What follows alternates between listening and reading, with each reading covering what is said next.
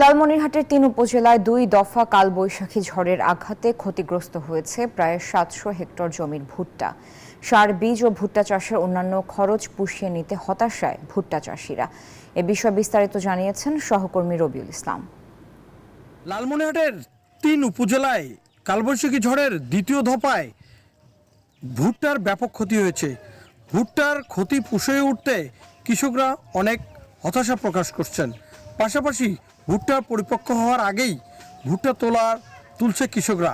আমরা একজন কৃষকের সাথে কথা বলতে চাই। আপনার সাথে কথা বলতে চাই, কি ক্ষতি হয়েছে আপনার?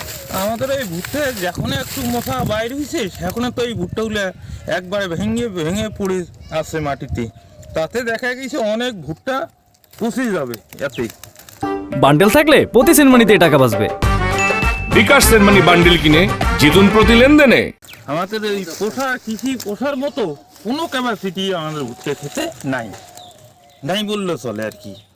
এই ভুট্টা তোলা আর এই যে বিসির এবার দাম নিছে, বিসিও তো ভেজাল, প্রচুর অংশ বিসিরও ভেজাল আসছে এবার দেশে। যার জন্য আমাদের এই ভুট্টা খাত তুলিয়া আমাদের পোষার মতো কোনো নাই। ধন্যবাদ আপনাকে। আমরা শুনছিলাম একজন কৃষকের কথা যে বিচি এবং সারের দাম বৃদ্ধিতে কিন্তু কৃষকরা এবার হিমশিম খাচ্ছে। পাশাপাশি লালমনিরহাটের ৩ উপজেলায় কিন্তু কালবৈশাখী দ্বিতীয় দফার ঝড়ে প্রায় ৭০০ হেক্টর জমিতে কিন্তু ভুট্টা ক্ষতিগ্রস্ত হয়েছে বলে আমাদের কৃষি বিভাগ জানিয়েছেন।